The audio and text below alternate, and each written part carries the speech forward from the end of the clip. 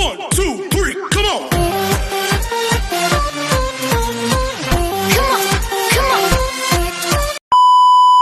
Hello beautiful people! Welcome back to my channel. This is your Mama Sam. Hola mga amigo, amiga, kumare at kumpare. Kamusta kayong lahat? Sana lahat po kayo ay okay at safe ngayong araw na ito. At syempre kung ako naman ang tatanungin nyo, nakikita naman ninyo ang beauty ng Mama Sam ninyo. Fresh overload pa rin, di ba? Ganyan talaga kapag umiinom ka ng maraming vitamin C plus kumakain ka ng maraming banana. Dahil sa banana, mas nakakaloka ang ganda at beauty ng Mama Sam ninyo. Charot! So, kamusta naman kayong lahat? Sana lahat kayo ay okay na okay ngayong araw ng Friday. So, happy Friday sa atin lahat ng bonggang-bongga. Oh my gosh, ang bilis ng araw, no? Ngayon ay nasa 12 na tayo ng September. And then, ayun, konting-konti na lang ay syempre, malalaman na natin ang magiging resulta ng laban natin dito sa Miss International Queen. Yes, I'm so excited. So, kanina nag-send nga sila sa akin ng invitation para sa ganap nila sa Monday at saka sa finals night. Na talaga naman, oh my gosh, na-excite ako ng bonggang-bongga. Dahil, ayun nga, papalapit na tayo sa exciting moment ng competition. At hindi lang yan, syempre, marami tayong mga aabangan na talagang bakbakan ng mga kandidata ngayon dito sa mundo ng pageantry. Dahil ako, ang dami-daming pageant ngayon, no? Kaya, stay tuned. So, yun. So, syempre gusto kong magpasalamat sa walang sawang tumatangkilik dito sa Mama Sam Vlog. Araw-araw, lagi-lagi. Maraming salamat, guys, sa pagmamahal at suporta na binibigay ninyo. At hindi lang yan, syempre, sa mga bago natin subscribers. Hello! Kamusta kayong lahat? Maraming salamat, guys, sa pag-subscribe ninyo. Syempre, dito sa channel ko. At syempre, sa lahat naman ng solid na makamama Sam dyan. Grabe! Maraming salamat, guys, sa inyong lahat. Kaya naman, ngayong araw na to, marami akong hatid na chika sa inyo na talaga naman, oh my gosh, magtataas ang kilay ninyo ng bonggang-bongga sa mga pag-uusapan natin ngayon. Kaya guys, wag na nating patagalin ang ating mga chika. So, para sa una nating chika, ay nako, eto nga, syempre excited ang lahat dahil syempre ang Kurt Bondat ay nandito na at simula na ang bakbakan sa Mr. International. So, anong chika ko dyan? Well, ang chika ko dyan ay talaga namang malakas ang laban natin dito sa Mr. International ngayong taon na to. And then, syempre, looking forward tayo kung ano pa yung mga magiging eksena at ganap ni Kurt Bondat para sa competition ng Mr. International. At hindi lang yan, syempre, feeling ko, nako guys, mananalo tayo dito. So, yun. So, ayan, ang kaabang-abang kung ano ang magiging paandar ni Kurt at kung ano ang preparasyon na ginawa niya para sa competition na to. And then, ayun nga, so, laban Pilipinas. At sana suportahan natin si Kurt sa lahat ng mga kailangan niyang suporta mula sa mga Pilipino. So, sana lahat tayo ay magtulong-tulong para sa kanyang laban dito sa Mr. International. So, laban yan Philippines, kaya natin yan. At sana talaga maibigay natin yung 100% na suporta. Ako naman, naniniwala naman ako na gagawin ni Kurt ang lahat ng kanyang makakaya para sa competition na ito. So, yon, kaya 555. At para naman sa sumunod natin chika, dalawang Pinay na magkukumpit sa sa Miss International. So, ito nga ay wala nang iba ang pambato ng Australia na may dugong Pinay. At syempre, ang ating pambato na si Myrna Isguera na handang-handa na para sa Corona. O, di ba? So, ayan. So, nakakatuwa dahil ang mga Pinay beauty ay namamayagpag. So, kahit sabihin pa natin na Australia ang idinadala ng pambato ng Australia na si Bella de la Cruz, ay nako, in fairness naman sa kanya, di ba? So, talaga kitang-kita mo ang pagiging Pinay beauty niya. At hindi lang yon. So, naniniwala ako na talagang kakabog din siya. Maganda no? Pero syempre, hindi magpapahuli ang ating pambato na si Myrna Isguera dahil si Myrna Isguera ay talaga naman palaban. Nako, handang-handa na at nakita naman natin na talagang umaarangkada. Talaga namang nakita naman natin na umaarangkada na ang ating pambato. At ayun nga, prepared na prepared si Myrna Isguera para sa competition na to. So doon sa mga nagtatanong sa akin, Mama Sam, tingin mo ba kaya ni Myrna daw na maka-top 5 dito sa Miss International? Ay nako, napag-usapan nga namin yan ni Christine Ann Perez na parang sabi ko, nako, mukhang kakabog talaga ang Myrna Isguera kasi kita naman natin, Diyos ko, ang grabe, ang ganda at talagang handang-handa na siya. Sa November ang magiging laban niya, so mag-expect tayo sa next month na may mga pasabog na siya. And then, ayun, looking forward ako kung ano nga ba ang ipapakita ng pambato natin dito sa Miss International. But isang nasisiguro ko sa inyo, hindi tayo may autokuyo kay Myrna Isguera. Feeling ko, lalaban niya ng bonggang-bongga. At good luck sa atin, di ba? Para naman sa sumunod natin, chika, mga pambato ng Indonesia sa international pageant. So, eto na, target daw nila ang second crown. So, sino-sino ba to? Siyempre, yung pambato ng Miss Grand. O, ayan, medyo malakas din yung pambato ng Indonesia sa Miss Grand kasi nga, ayun, so nakuha na daw nila ang first crown sa Miss Grand at ngayon ang target nila ay second crown. And then, eto naman, sa Miss International. So, yung pambato nila sa Miss International ay handang-handa na rin daw para sa ikalawang corona. O, di ba? And then, pambato naman nila sa Miss Cosmo. Ganun din, dahil nakuha na daw nila ang first crown sa Miss Cosmo. And then, ayun, ang target nila ay back-to-back para sa Miss Cosmo. Diyos ko, nakakaloka sila. Anyway, so, ang masasabi ko dyan, Indonesia, laban. So, yan. Alam naman natin na talaga naman ang Indonesia ay lumalaban ng todo-todo at naniniwala sila na kaya nila ang second crown mula sa mga nabanggit nating pageant. At nakita ko naman, nagpadala naman sila ng malalakas na kandidata. So, hindi ko lang alam in person kung ganyan pa rin yung ganda nila kapag nandoon na sila sa competition mismo. Pero naniniwala ako na kung nagawa nila ng first time na masungkit ang corona, di kaya din nila ng second time, di ba? So, walang imposible, sabi nung ganon. Basta magtiwala lang sila doon sa kakayahan nila. And then, good luck. Kung wala silang kalaban, sila ang mananalo. Pero, maraming kalaban. Kaya, good luck na lang talaga, Indonesia. Kaya ninyo yan, di ba? At para naman sa sumunod natin, chika, eto nga, Chelsea Fernandez. Nako, talagang hinahanda na ang sarili para sa magiging laban niya dito sa Miss Cosmo. So, Mama Sam, anong chika mo dito? Ang chika ko dyan, baklain mo, Chelsea. Charot. So, yon. Well, ako naniniwala naman ako kay Chelsea Fernandez na talagang pagdating sa execution, pagdating sa talino, ay may baon talaga yan. Pero syempre looking forward ako kung paano siya makikipagsabayan at kung ano pa ang mga eksena na gagawin niya. And then looking forward ako kung ang ating pambato nga ba ay mapipili nilang bagong reyna ng Miss Cosmo.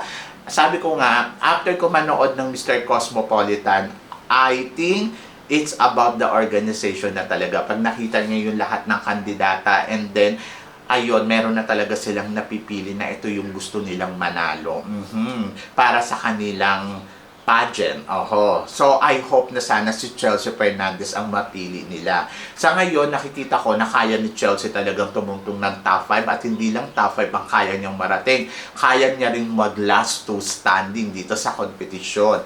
Magaling at makuda ang ating pambato at naniniwala ako na mag-execute yan ng bonggong-bongga. Diyos ko, si Chelsea Fernandez palaban niya. And I hope na sana talaga maibigay sa kanya yung the best, di ba? So, alam naman natin ang Miss Cosmo, medyo may favoritism din tong pageant na to, charot. So, yan. But, naniniwala ako na maipapakita ni Chelsea Fernandez sa organization yung lakas at galing niya dito sa labanan na to. At, syempre, suportahan natin. Alam na ninyo kung ano ang gagawin, di ba? Alam na ninyo na kung paano at ano ang dapat gawin natin para sa suporta na kailangan natin ibigay kay Chelsea Fernandez. Kaya, laban yan. So, naniniwala naman ako na malakas talaga ang Chelsea Fernandez. Naniniwala ako na kaya niya talagang kumabog sa competition na to. Diba? Para naman sa sumunod natin, chika, eto, pambato ng Indonesia sa iba't ibang pageant ngayon na gagawin nga dito sa Bangkok, Thailand. Ready na ang Team Indonesia na sungkitin ang corona. So, para sa Mr. International, Miss Grand International at Mr. Global. Anong chika mo dito, Mama Sam? Well, ang chika ko dyan, mukha namang malalakas sila. Oo, malalakas. Gwapo din ang Mr. Indonesia sa Mr. International. Looking forward din akong makita yan.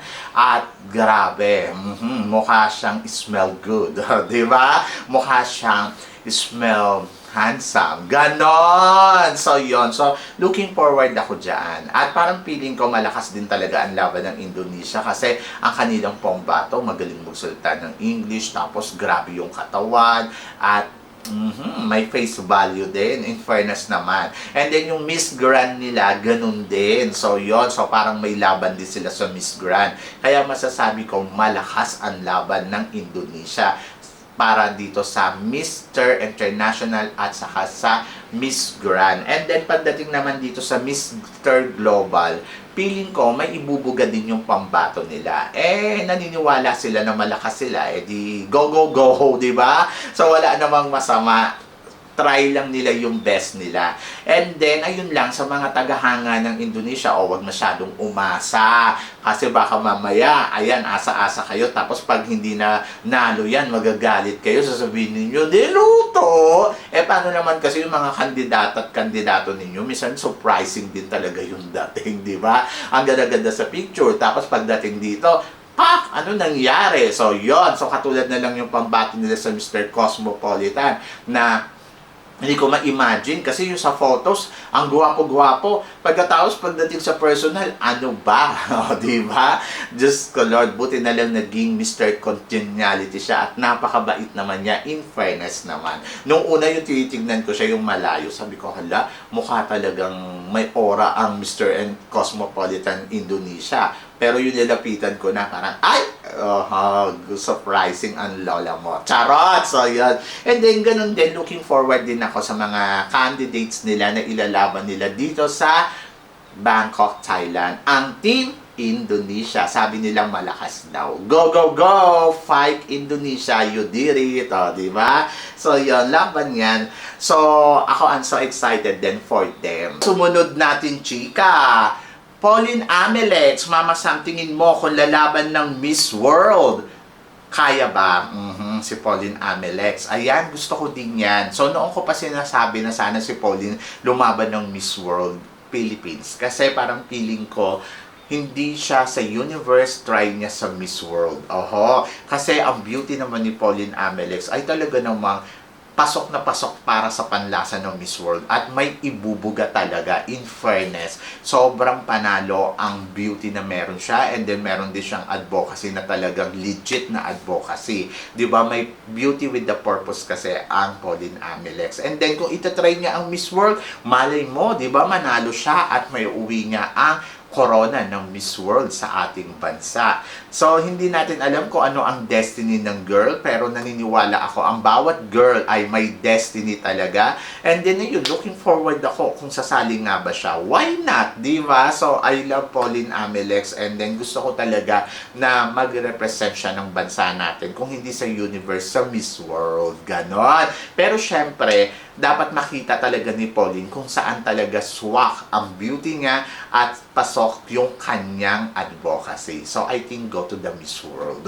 Diba? So, yun. So, tingnan natin kung magkukumpit siya sa Miss World in the future. At malalaman natin yan. So, yun. So, I'm so excited sa magiging eksena niya. And then, I'm so excited sa magiging ganap ni Pauline in the future. So, ito ang sumunod na chika. Destiny is Universe. Kana Atisa Manalo, Nadia, saka si Vina. sing. So, eto na. So, eto yung mga paulit-ulit na sumasali sa mga national pageant ng Miss Universe. Pero, hindi sila manalo-nalo. And then, this time, ayan na, nabigyan sila ng pagkakataon na mag-compete sa Miss Universe. And then, ayun na ang tanong sa atin, sa tingin ko ba, sino ang malakas? Dahil siguro sa determination nila, silang tatlo ang nakikita kong malakas na ang laban sa Miss Universe. Dahil siguro nandoon yung eager nila na gusto nilang manalo sa national pageant nila, tapos gusto talaga nilang maging Miss Universe. So, naniniwala ako na maghahanda talaga sila ng todo-todo. Hindi lang naman kasi nila once ginawa yun. Talagang, ay nako, yung kumbaga, hindi sila nag-try na gusto ko yung another pageant, gusto ko pumunta sa Miss Grand, hindi eh. As in talagang, andito. Tinatry nila yung best nila. And then, I think sa kanilang tatlo, so magiging bias na tayo, ang nakikita kong malakas, si Maria Atisa Manalo. Bakit ko nasasabing malakas si Maria Atisa Manalo more than dito kay Ecuador at saka kay Thailand? Si Maria Atisa Manalo kasi may experience na siya, well-experienced siya, malaki yung nasasakop niyang fan base hindi lang sa Pilipinas kundi sa buong mundo. Minsan na siyang naging first runner-up sa Miss International. Kumbaga yung experience niya doon ay napakalalim na. And then plus pumunta pa siya sa Miss Cosmo, naging top 10 recently.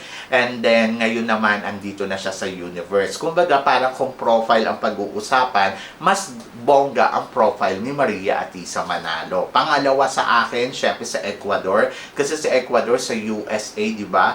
Maraming beses siya nag-compete ng Miss USA at ayon, nakita naman natin na talagang pumapalo siya sa top 5. Once na makarating ka sa top 5 ng Miss USA, oy, ibang level yan, di ba? Hindi yan basta-basta. And then plus, nakikita ko na palaban din talaga siya. So, pagdating sa communication skills, I think malakas sa Ecuador more than kay Maria Atisa Manalo. Pero kung ganda ang pag-uusapan, mas bongga ang beauty ng pambato natin. At syempre, yung chance talaga ni Maria Atisa Manalo, malaki. And then, pagdating naman kay Vina, si Vina, ito yung talagang grabe din ang suporta sa kanya ng organization niya. So, ayun naman ang laban ni Vina sa dalawa, na meron siyang backup talaga na malakas talaga. Hindi lang si Mr. Nawat Ultimo si Kunan. So, yon. Kaya, tignan natin. Pero, para sa akin, sa kanilang tatlo, I go for Atisa Manalo pa din. At looking forward talaga ako na mararating ng tatlong babaeng to sa entablado ng Miss Universe. Do you agree, Christine Ann Perez? So, yon. So, kayo guys, ano guys ang masasabi ninyo dito sa mga pinag-uusapan natin ngayon? So, please comment below para at least malaman ko naman kung ano naman ang chika mo dito sa mga tinatalakay natin. So, yon. So, syempre maraming salamat sa inyong lahat sa suporta at pagmamahal na binibigay ninyo syempre dito sa channel ko. At sa mga hindi pa po nakaka-subscribe, please don't forget to click like and subscribe my channel at i-click nyo na rin po ang notification bell to more updated syempre sa aking mga chika. Sabi ng ganon, always keep smiling and laban lang. So guys, hanggang dito na lang. Hanggang sa muli nating chikahan. See you tomorrow. Thank you guys.